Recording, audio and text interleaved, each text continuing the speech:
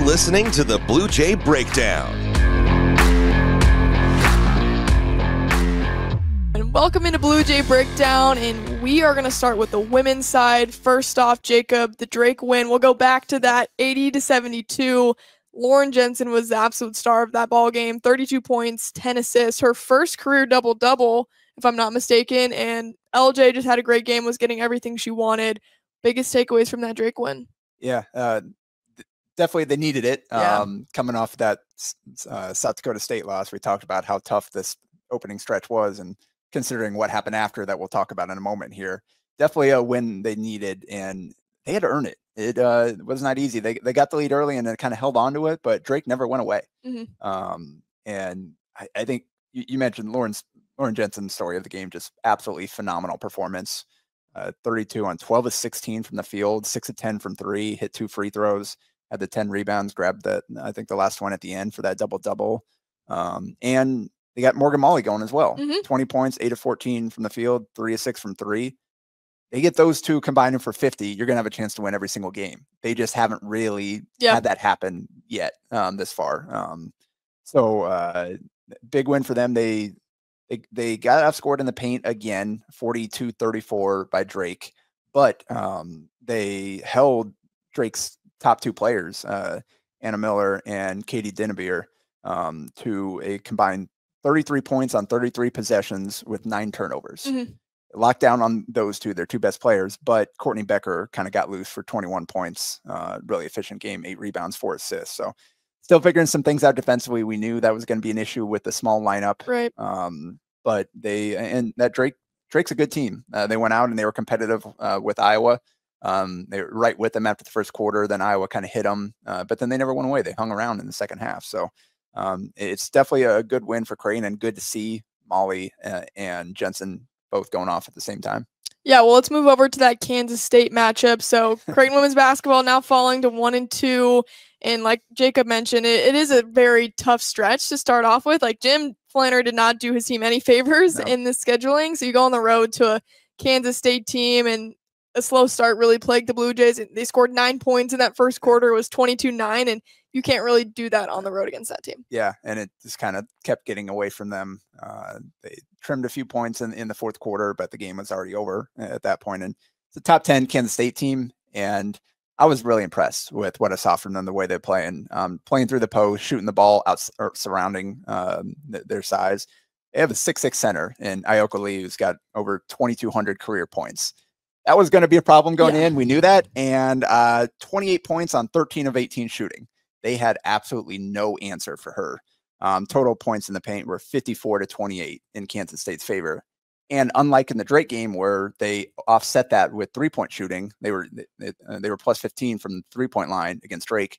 They were even against Kansas State. Both teams hit 7 threes. So they weren't able to make up that difference in size and paint scoring there from the perimeter. So just a really tough one. Kansas State's 4-0, winning by 30 points a game. So Creighton was the most competitive team that they've faced thus far, but it's still it wasn't that competitive. So a lot to learn from that.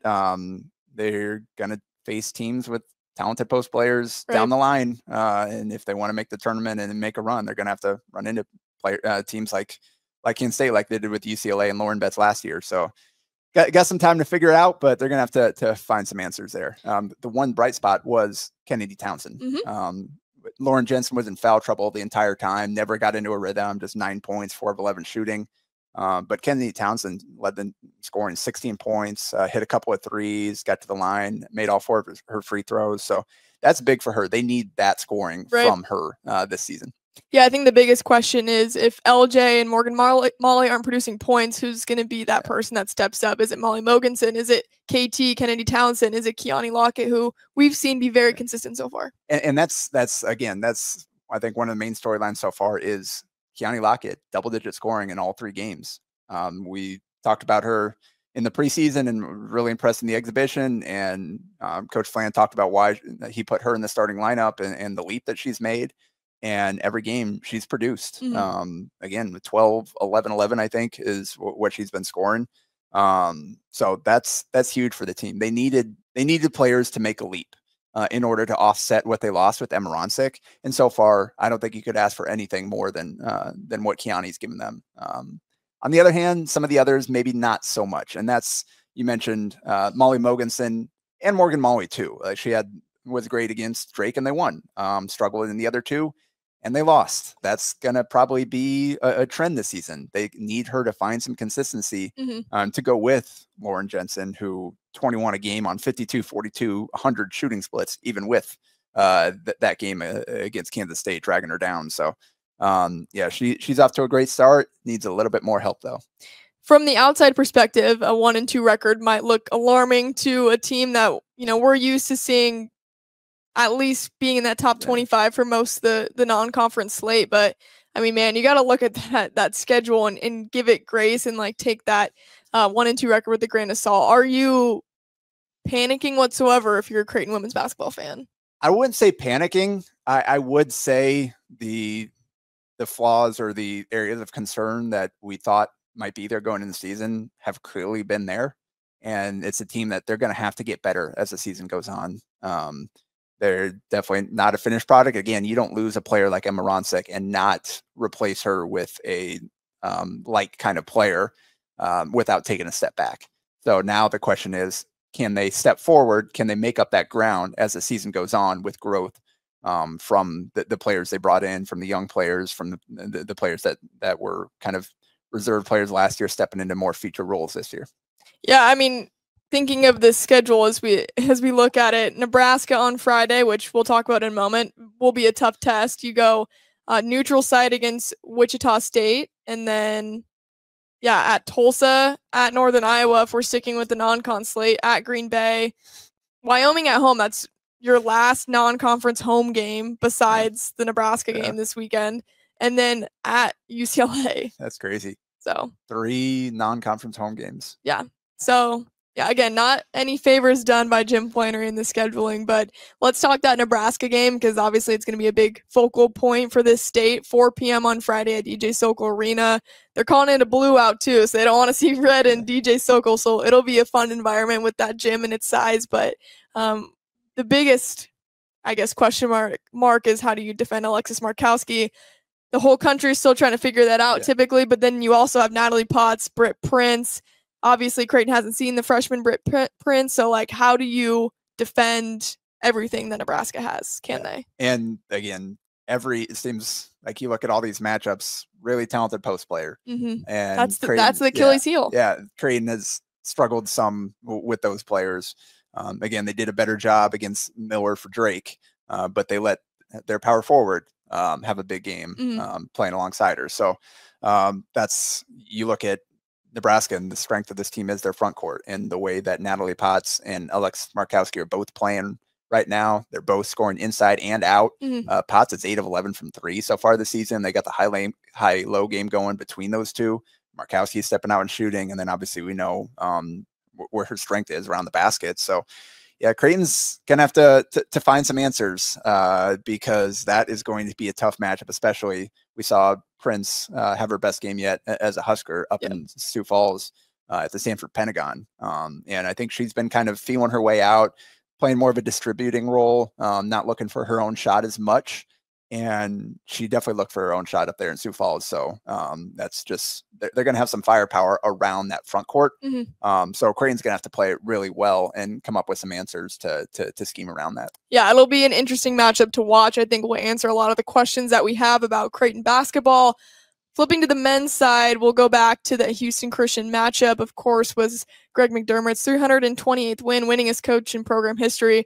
Really cool to see the raw emotion from him. So they played a tribute video with former players, former coaches that he's worked with, just congratulating him. It started with Dana Altman and then ended with Doug McDermott, obviously his son.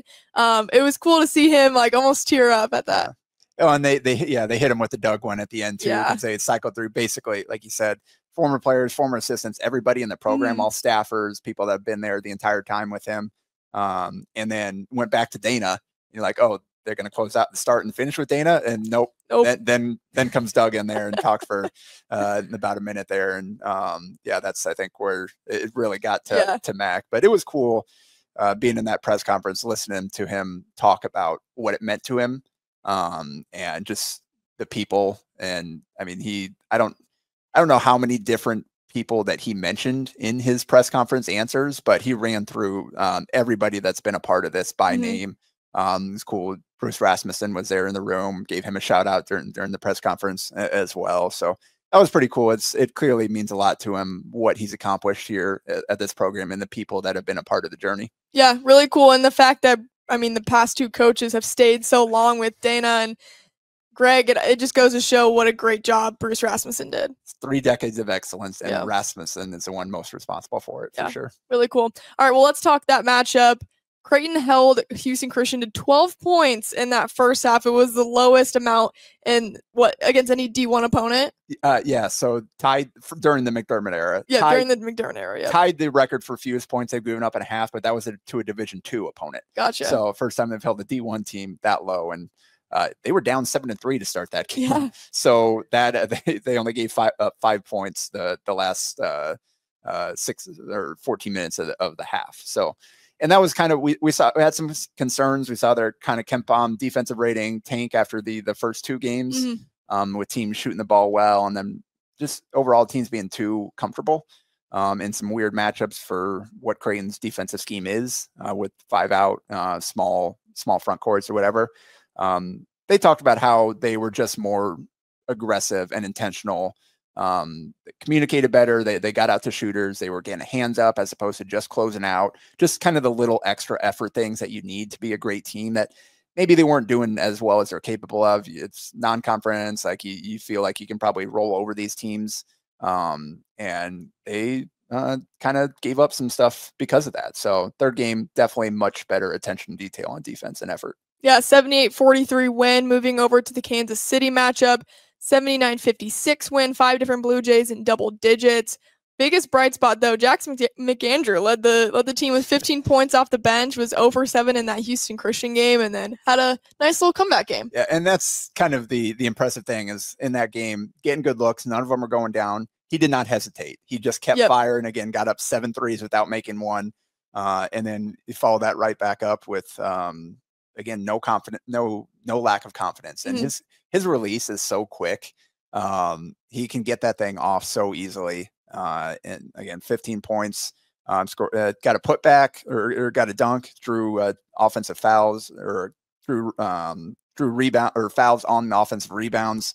And then knocked down some threes as well. So again, showing he's more than just a shooter, but the shooting is pretty darn impressive. Yeah. How about Isaac Trout? What's been your impression of him? Third start in a row. Yeah, and he scored 14 or 13 in that one as well. Hit 3 threes and hit 3 in a row, and then he had 2 or 3 more that were just right around the rim and popped out somehow. Like it could have been an even bigger game. So now we've seen him. They made the change after the opener to insert him into that starting lineup, and it's kind of been up and down. But when Trout and McAndrew are both hitting in the same game, that's going to make Creighton really difficult to guard because of what you're getting from the other guys. Obviously, Kalkbrenner and his presence inside. Those are the guys that are going to most benefit from the attention that Kalkbrenner draws. Is those stick those guys in the weak side corner.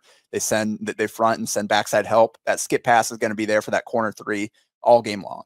And those guys have to be able to knock it down in particular. And they did in this game. And Creighton built up a 34-point lead before kind of getting a little lackadaisical, giving up a 13-0 run for Casey to kind of get back into a little bit. But yeah, definitely a good sign seeing those two kind of both going at the same time. How about Jemiah Neal and his improvement too?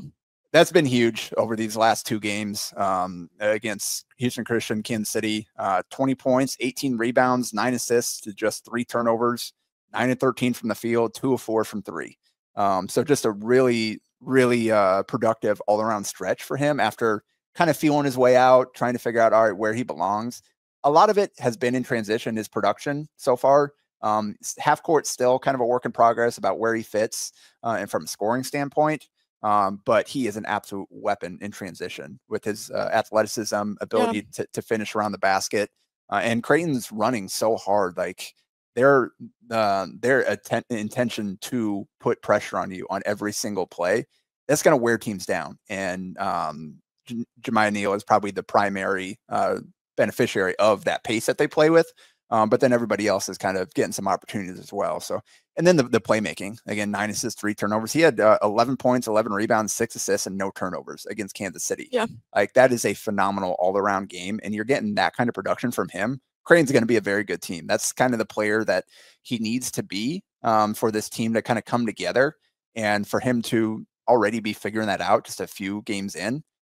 That's huge for this team moving forward. Yeah, that's a big addition. I mean, and you add in if McAndrew can shoot some threes and Trout can shoot some threes, you also have to figure out how to defend Jemiah Neal.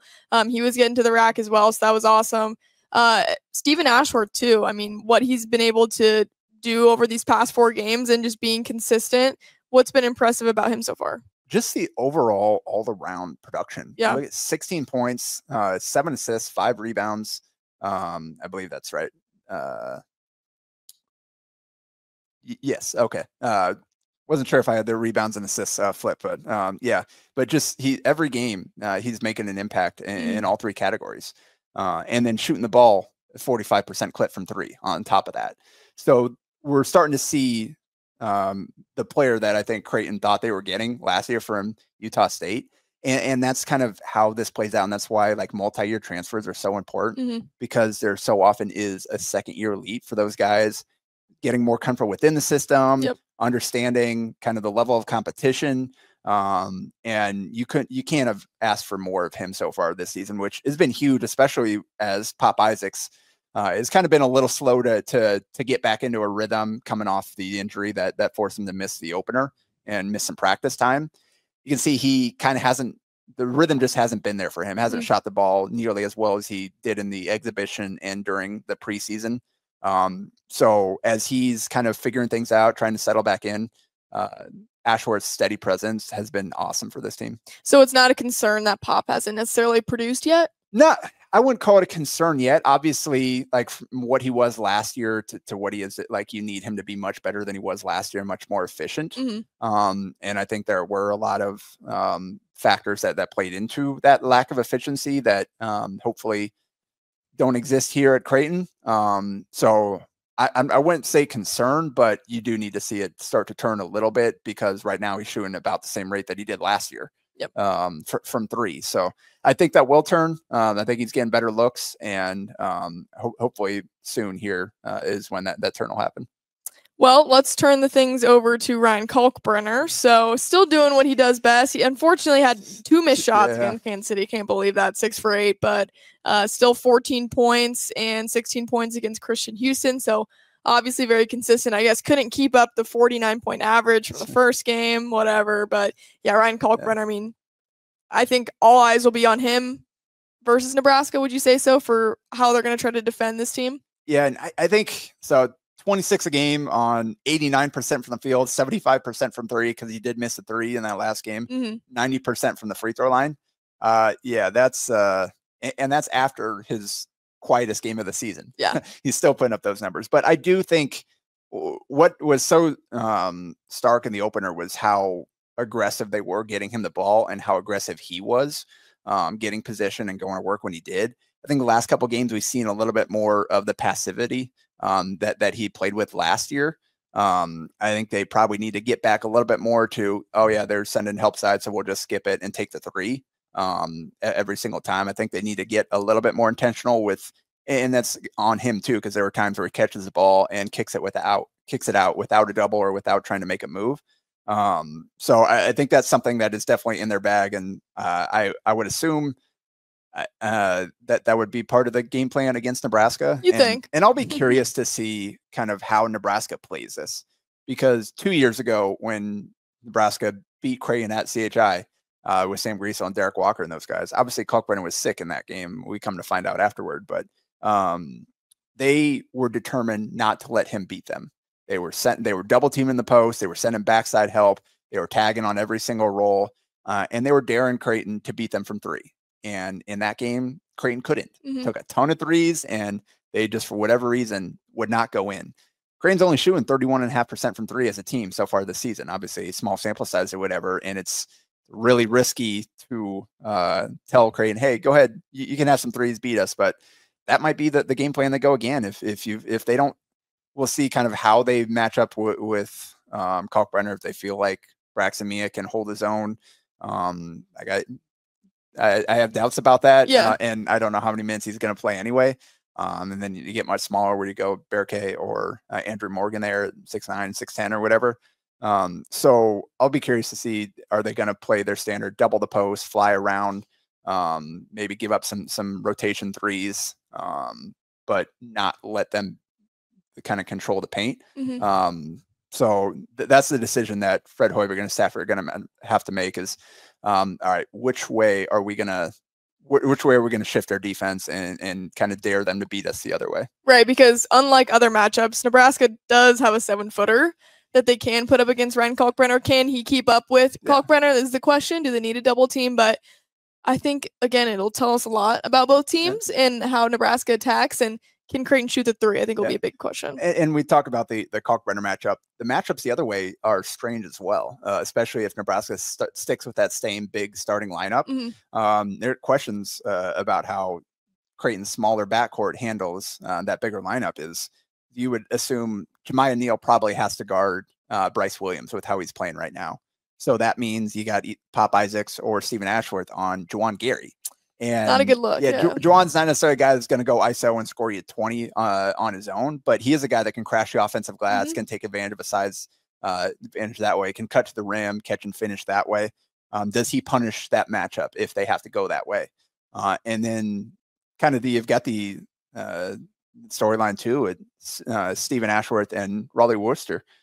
They came in together at Utah State as freshmen in 2020, 2021. And here they are in their 5th year playing against each other on different teams, and could not be any different style of point guards. Worcester's 6'5", bigger guy, not as much of a shooter, although he's hit some threes early on this season, but more of a get downhill, kind of body you up, old man type of game. Whereas Ashworth is that perimeter threat. Much smaller point guard, listed generously at 6'1". So there's going to be quite a size disadvantage there for him. So it'll be fun to see kind of how these two teams handle, or these two coaching staffs kind of handle the chess match of the matchups. And Creighton's advantage is, even though they're giving up size, they've got Kalkbrenner waiting there on that back line. And you can, that makes it a lot harder to take advantage of size mismatches if you've got the defensive player of the year rotating over from the weak side. They got to get by the big man. So, all right. Well, although the other matchup is Nebraska is 17th at the country in free throw rate. Creighton is number 1 in lowest opponent free throw rate. Creighton does not foul. They do not foul. Nebraska has needed to get to the free throw line to score points this year because they are shooting so poorly from 3. So contrast the styles there, and we'll have to see kind of who wins that out. Yeah, that's a great nugget of information, Jacob. All right, so Nebraska on Friday, and then before we end, we'll also talk to you about Players Festival in Las Vegas. They got San Diego State, Texas A&M, and then Houston or Bama for the Blue Jays. A tournament that's come together one way or the other in Vegas, but huge competition for the Blue Jays. Are they ready for it? Yeah, we'll find out. Friday, it's good to get Friday in beforehand, just to face another high major team on your home court before you head out, test yourself. I like the way that it builds up, the way they put this non-conference together, where they had the kind of the tune-up games early on to figure themselves out. You got Nebraska, you face another high major team, and then you hit the road to go play in your NTE. And you open with San Diego State, who right now they're 60th in KenPom. They lost a lot from last year, including Jaden Ledee, who is an absolute monster. So they had a lot to replace. They're not quite the team they were last year, but that's a quality program and a physical. Brian Dutcher's squad has given Creighton a lot of problems in recent years. They've seen him quite a bit. So while they're not necessarily an elite team, it's not going to be an easy win, especially how Creighton has struggled to play in Vegas. For some reason. In recent years. So that's unfortunate. But start open with that one, and then Texas A&M, they're 15th in KenPom right now. They've got a lot of athleticism, very different style of team. Not a great shooting team, but Wade Taylor IV is a dynamic guard for them, and they bring a lot back as well. And then Creighton takes their business, wins those two, and then you're probably seeing either Houston, who's 2 in KenPom right now, or Alabama, who's 10, who just shockingly took a loss over the weekend or whatever. Creighton obviously will play them in Alabama further on in the non-conference. So potential to play them twice this year. Don't see that often. No, it's weird the way this tournament has kind of continued to shift and come together. But so yeah, it's just kind of the gradual progression of the competition is going to get tougher and tougher and tougher until you see one of the best teams in the country potentially in that final game of the MTE. Yeah, well, plenty to look forward to. We'll touch base back here in early December after this Thanksgiving break. Thank you so much for joining us on Blue Jay Breakdown.